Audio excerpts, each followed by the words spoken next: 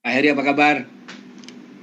Baik Ustaz, Alhamdulillah. Insya Allah luar biasa nih Ustaz nih Ya, aktivitasnya. ya.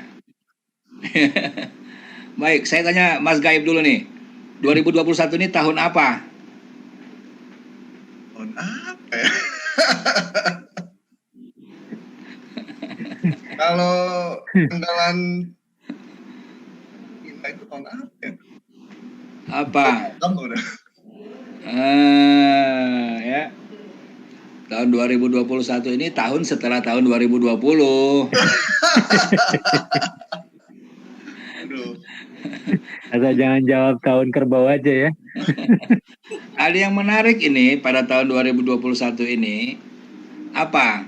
2021. Kalau angka 2-nya kita buang, tinggal angka apa? 01. 01. 01 itu angka apa? Mas Gaib. 01 adalah 21. Angka awalan. angka biner. Ya. Tuh. Angka biner. Angka biner ini apa? Inilah yang kemudian menjadi bahasa komputer.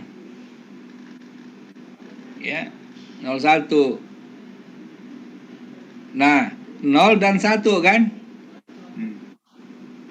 Kalau nggak ada angka 0, ada nggak angka biner? Nggak ada. Jadi kalau ada angka 01, berarti ada angka 0 dan ada angka 1. Siapa penemu angka 0? Alam. Al-Khwarizmi, San. Iya, kok tahu? Ada di situ. Emang Ustaz tuh balik banget, bagiannya gampang ke saya aja, San. Yang susah Mas Gaib. Saya left dulu lah. Ditanyain lagi. Jadi apa? Kita ini berhutang budi kepada Al-Khwarizmi. Karena berkat penemuan beliau angka 0 itulah kita sekarang bisa bertemu dengan masa modern sekarang ini gitu loh. Dan Al-Khwarizmi itulah dengan ilmunya dia berwakaf. Bayangkan ya, dunia modern saat ini, revolusi industri 4.0 ini itu berhutang budi pada Al-Khwarizmi. Kebayang nggak sama kita tuh berapa pahalanya Al-Khwarizmi? Ya, ilmuwan Muslim penemu angka 0. Ya. Nah, berkat beliau kita sekarang masuk kepada industri 4.0 dengan 3 karakteristik, ada komputerisasi, ada digitalisasi, ada big data. Coba, ya. Sekarang semuanya komputerisasi, semuanya digitalisasi, ya. Kita tidak bermain dengan small data sekarang, dengan big data, ya. Miliar-miliar byte yang kita sekarang olah, ya. Bahkan lebih lagi triliun lah, ya. Mungkin lebih lagi gitu, ya. Nah, jadi menariknya 2021 ini ada beberapa prediksi ya daripada pakar. Misalnya pertumbuhan ekonomi ya. Ini diprediksi antara 3 hingga 5%. Nah, alhamdulillah ya. Kalau 2021 ini kita masuk titik balik dalam ekonomi karena akhir tahun lalu kita minus pertumbuhan ekonomi kita. Ya. Nah, kalau pertumbuhan ekonomi minus itu nggak kebayang para pencari kerja baru ya, yang kerja sudah ada aja di PHK, apalagi yang untuk mencari baru. Nah, dengan positif 3-5% ini diharapkan menyerap ya tenaga kerja baru paling tidak antara 1 juta sampai 1,5 juta orang. Ya. Lalu dunia perwakafan masih didominasi oleh wakaf uang pada tahun 2021 ini ya, serta berbagai lainnya di berbagai bidang. Nah, ini masih di awal ya, di awal tahun. Nah, untuk menyiapkan ke depan ini apa yang harus kita lakukan? What to do? Nah, pertama kita harus siap menghadapi masa depan ini dengan merencanakannya. Ya. Rasa-rasanya tidak mungkin kita hidup ini tanpa perencanaan gitu ya. Tidak mungkin gitu. Ya, jadi kita harus hidup ini dengan perencanaan. Surat Al-Hasr ayat 18 ya. Ustaz Alam dibaca, Ustaz Alam. Al-Hasr 59 ayat 18.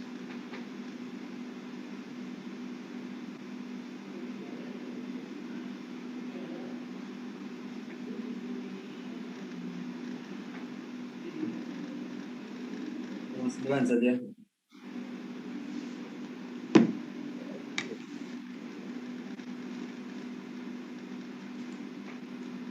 Ayat 18 Zat. Ya. Ya ayyuhalladzina amanu taqullah.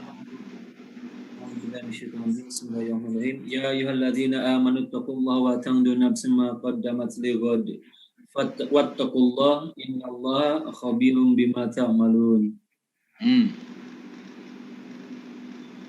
Wahai Artinya orang apa? yang beriman, bertakwalah kepada Allah dan hendaklah setiap orang memperhatikan apa yang telah diperbuatnya untuk hari esok, yakni akhirat. Dan bertakwalah kepada Allah, sesungguh Allah Maha teliti terhadap apa yang kamu kerjakan. Iya. Ini ayat ini sangat menarik karena ayat ini bicara takwa 2 kali, ya. Di awal dan di akhir ayat. Hanya ada 2 ayat Al-Qur'an yang seperti ini, yang ada takwa itu 2 kali, ya. Nah, jadi kalau kita lihat di sini ya ayyuhalladzina amanu, wahai orang-orang yang beriman, ittaqullah, bertakwalah kepada Allah, ya. Kemudian wal tanzur nafsum ma qaddamat lighad. Kita harus membuat perencanaan masa depan terhadap apa yang sudah kita lakukan, ya. Nah, jadi kita harus flashback ke belakang, amal apa yang sudah kita lakukan, ya. Wakaf apa yang sudah kita bayarkan misalnya. Ya, lalu untuk kita merencanakan masa depan. Ya, wakaf apa lagi yang harus kita tunaikan gitu, ya. Itu harus ada di dalam kehidupan kita, ya, karena merencanakan itu adalah sunnatullah, ya. Rasanya seperti apa hidup tanpa perencanaan, ya. Dan kemudian di akhir ayatnya juga Allah mengingatkan lagi, ya, bahwasanya wattaqullah, bertakwalah kepada Allah, innallaha khabirum bima ta'malun. Jadi ini niat kita membuat perencanaan itu adalah karena takwa, ya, landasannya karena takwa, tujuannya pun karena takwa. Masya Allah, ya. Nah, lalu apa lagi yang harus kita lakukan? Tawakal. Ya, 2021 ini kita nggak tahu ya seperti apa, ya.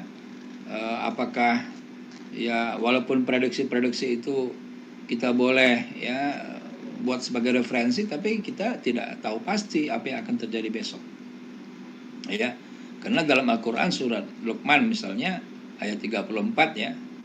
Coba Mas Gaib nih, surah Luqman ayat 34 coba dibaca, ya. Ini kan bicaranya tentang masa depan itu gaib, ya. Jadi cocok kalau yang baca namanya Gaib, ya. Karena bicara hal yang gaib. Dilihat surat Luqman, ayat surat Luqman ayat 34. Surah Luqman ayat 34.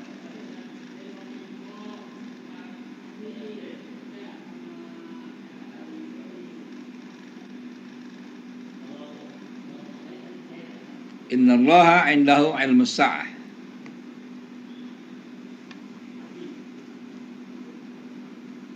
Saya aja San, biar dapat pahala. Kenapa? Saya aja biar dapat pahala. Ayolah, yuk. Innallaha indahu ilmus sa'ati wa yunazzilu al-ghaitha wa ya'lamu ma fil arham wa ma tadri ma za taksibu ghada wa ma tadri nafsun bi ayyi ardi tamut innallaha alimun khabir. Iya, artinya apa? Hanya di sisi Allah ilmu tentang hari kiamat, dan Dia yang menurunkan hujan dan mengetahui apa yang ada dalam rahim. Dan tidak ada seorang pun yang dapat mengetahui dengan pasti apa yang akan dikerjakannya besok. Dan tidak ada seorang pun yang dapat mengetahui di bumi mana dia akan mati. Sungguh Allah Maha mengetahui, Maha mengenal. Iya, ya itu, ya. Jadi di sini 5 hal yang gaib itu, ya, Mas Gaib, ya. Ada 5 hal yang gaib. Nah, pertama adalah hari kiamat itu kita nggak tahu kapan. Bisa besok, bisa lusa, bisa minggu depan, bisa tahun depan, bisa 1000 tahun lagi, wallahu alam. Yang kedua, hujan, turun hujan. Kita nggak bisa pastikan. Yang bisa kita buat adalah ramalan cuaca. Ramalan cuaca belum tentu. Mendung tak berarti hujan, ya kan? Nah, ya. Ada lagunya itu kan ya. Mendung Nah, tak ada Ustadz. berarti hujan kan? Nah, Dan belum tentu mendung dulu, bisa-bisa langsung hujan. nah itu, ya. Nah, yang ketiga, kita nggak tahu apa yang ada dalam rahim, ya. Laki kah, perempuan kah, gitu ya. Nah, gitu, yang. Jadi pokoknya ya apa yang Allah takdirkan laki ya sudah laki gitu ya. Anak saya 5 semuanya laki-laki gitu. Padahal saya pingin dapat anak perempuan gitu ya. Enggak diberi-beri ya. Nah, tentunya ini ada rahasia. Jadi anak saya laki pendawa limau jadinya, laki-laki semua. Ya. Nah, jadi itu hal yang gaib. Lalu wa ma tadri nafsum ma taksibu ghadan. Nah, kita nggak tahu apa yang akan kita bisa lakukan besok. Ya, saya pernah berencana makan siang di kampus, tahu-tahu besok paginya kawan ngajak makan di luar. Jadinya makan di luar kan. Nah, rencananya makan di kampus, makan siang di kampus, tapi kenyataannya makan siang di luar gitu ya. Kita nggak tahu apa yang akan terjadi besok. Kemudian ini yang paling penting juga yang harus kita pahami, kita tidak tahu di bumi mana kita akan mati ya. Ini jadi saya ingat Syekh Ali Jaber nih ya. Beliau lahir di Madinah tapi meninggalnya di Indonesia ya. Allahu Akbar ya. Jadi kita nggak tahu di mana kita akan meninggal dunia ya. Kawan-kawan korban Sriwijaya juga ya, bahkan tidak ditemukan jasadnya ya. Jadi di mana ya itu wallahu alam, itu adalah rahasia daripada Allah Subhanahu wa taala ya. Nah, jadi ini hal-hal yang gaib yang harus kita siapkan masa depan. Oleh karena itu apa? Setelah kita buat perencanaan lalu kita tawakal. Apalagi yang harus kita lakukan? Ya kesiapan untuk menghadapi kondisi sulit ya. Bahkan kondisi buruk sekalipun ya.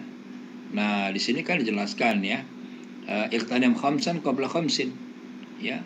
Dalam hadis riwayat Hakim, Rasulullah bersabda, siapkan 5 sebelum datang yang 5. Apa itu? Masa mudamu sebelum datang masa tuamu. Ya. Nah, jadi kan anak-anak muda ini kan harus mempersiapkan masa depan, masa mudanya sebelum datang masa tuanya. Ya, baik dalam hal ibadah, dalam hal finansial, apapun, karena masa muda itu adalah masa yang gemilang, lagi kuat-kuatnya. Ya, yang kedua, wasihataka qabla mautika. Siapkan sehatmu sebelum datang sakitmu, ya. Kita nggak tahu sakit. Yang penting kita siapkan kesehatan kita, dan salah satu cara kita membuat sehat adalah dengan berwakaf. Karena wakaf itu menyehatkan, ya. Jadi kalau kita mau, bahkan sebagian orang untuk menolak penyakit dia berwakaf, ya. Sehingga wakaf itu bisa menolak penyakit itu gitu. Kemudian waginaka qabla fakrika ya, dan kayamu sebelum datang masa miskinmu. Jadi harta itu kita harus gunakan semaksimal mungkin. Ada 2 investasi. Pertama investasi dunia, yang kedua investasi akhirat. Investasi dunia adalah dengan kita menabung, dengan kita invest di tempat yang hal-hal yang produktif, dan investasi akhirat adalah dengan kita berwakaf. Ya, yang berikutnya faragaka qabla saglika. Ya, masa kita luang sebelum datang masa sibuk. Ini kadang-kadang masa sibuk kasihan juga, jadi kambing hitam dia. Ya, aduh nggak sempat sholat duha, kenapa? Sibuk gitu. Jadi sibuk itu dijadikan kambing hitam, kasihan, padahal dia nggak pernah jadi kambing tuh ya. Nah, tapi tiba-tiba jadi kambing hitam dia ya. Nah, terakhir wahayataka qabla mautika. Inilah pemutus kelezatan, kita siapkan hidup kita sebelum datang masa mati kita ya. Karena kematian itu pasti dan kita nggak tahu kapan ya. Kita juga prihatin ya, akhir-akhir ini ada teman yang menghitung dalam 10 hari terakhir ini ada 16 ulama yang sudah wafat ya. Ini adalah suatu Masya Allah, ini kita harus doakan semoga muncul ulama-ulama baru yang lebih banyak dari itu ya, dari anak-anak kita ini gitu. Nah, kemudian what to do, apalagi? Nah, berwakaflah ya. Ini ada yang menarik daripada seorang pakar neuroscience dari National Health University NHU California, Amerika Serikat, yang namanya Profesor Taruna Ikrar. Ini Profesor Taruna Ikrar ini teman saya, sama-sama di organisasi Ikatan Ilmuwan Indonesia Internasional ya. Waktu itu saya dengan beliau ini jadi panelis di Universitas Trisakti tahun 2009 mewakili Ikatan Ilmuwan itu, namanya I4 ya. Ikatan Ilmuwan Indonesia Internasional. Memang beliau asli Makassar, beliau mendalami tentang neuroscience ya, tentang kerja otak ya. Jadi ketika itu saya jadi panelis, saya datang dari Pakistan, beliau datang dari Amerika ya. Kita kumpul di Kementerian Pendidikan mendirikan yang namanya I4 itu. Nah, apa kata Profesor Taruna? Dia bilang dampak positif daripada zakat, infak, sedekah dan wakaf atau ziswaf tidak hanya merekatkan hubungan sosial, melainkan juga menyehatkan tubuh. Ini luar biasa ini. Ini saya kutip dari Republika 15 Juni 2017 ya. Nah, karena saya tahu orangnya tinggi ya, good looking ya, dan juga senyum ya. Beliau asli Makassar ya. Dan karena saya kenal beliau, jadi menurut saya apa yang beliau katakan ya, karena ini adalah hasil riset, itu saya bisa percaya ya. Nah, jadi kalau ini lebih lanjut yang saya kutip ya, berwakaf itu menyehatkan. Beliau mengatakan begini, perasaan bahagia yang muncul sewaktu kita memberi itu ternyata berhubungan dengan peningkatan hormon oksitosin yang terletak pada bagian belakang atau posterior kelenjar pituitari di otak. Jadi ini hubungannya dengan otak nih ya. Jadi kalau kita memberikan wakaf, maka otak kita itu langsung memberikan hormon oksitosin. Nah, para ilmuwan neuroscience menjuluki hormon oksitosin ini sebagai esensi rasa empati lantaran cara kerja hormon itu berhubungan dengan perasaan kedermawanan. Ya. Makanya orang yang dermawan itu dia happy aja selalu dia, ya. Walaupun kadang-kadang dia nggak ada duit gitu. Happy aja dia, ya. Nah, bahkan sebuah penelitian oleh Moll 2006 dari California itu memantau aktivitas otak ketika seseorang itu berwakaf ya, atau mendermakan hartanya. Ternyata ini lanjut Taruna Ikrar, ada peningkatan aktivitas area mesolimbik. Ini saya nggak tahu ini istilah-istilah ini ya. Striatum dorsal, ventral dan tegmental ventral pada otak penerima itu ada peningkatan aktivitas. Ini secara sains lah. Pada otak kita, pada otak orang yang berwakaf, subhanallah, ya. Nah, lalu Profesor Taruna Ikrar meneruskan, semua perasaan manusia merupakan hasil reaksi kimia yang terjadi dalam tubuh. Nah, ini saya ini percaya nih, ya. Kalau orang stres misalkan langsung duduk gitu ya, saya percaya betul nih. Nah, reaksi kimia yang melibatkan hormon-hormon tertentu bertanggung jawab mengatur semua aspek emosi, baik yang bersifat positif maupun negatif. Umpamanya, beliau sebutkan, serotonin yang dihasilkan pada otak ketika seorang menermakan hartanya, itu ketika dia menerima hartanya dianggapnya bermanfaat bagi orang lain. Jadi kalau kita berwakaf, kemudian wakaf kita digunakan oleh orang lain, maka otak kita akan menghasilkan serotonin. Demikian pula dengan hormon dopamin yang otak lepaskan ketika seseorang meyakini sebuah tujuan jangka panjang termasuk akhirat. Apalagi wakaf kan gitu ya. Wakaf kita bantu orang bermanfaat dan tujuannya akhirat. Ini dua-dua nih dilepas ini. Hormon serotonin dan hormon dopamin ya dilepas. Nah, ternyata ini kesimpulan Profesor Ikrar Taruna, ternyata pada orang yang dermawan memiliki kadar oksitosin atau hormon cinta dan dilepaskan dalam jumlah besar pada saat seorang menerima harta barang berharganya, inilah yang membuat dia lebih sehat secara sains. Masya Allah. Nah, ini saya tutup dengan pantun nih Mas Gaib ya. Kota Bandung dikenal kota kembang. Lewat Cianjur dari Jakarta rute dirancang. Optimisme di dada terus berkembang, disertai wakaf di berbagai bidang. Nah, coba yang kedua Mas Gaib baca deh. Bogor adalah hujan yang tak pernah hilang, raya yang rindang sebagai pelambang. Insya Allah 2021 lebih baik dari tahun yang hilang. Teruslah berwakaf untuk akhirat yang gemilang. Masya Allah. Demikian. Assalamualaikum warahmatullahi wabarakatuh.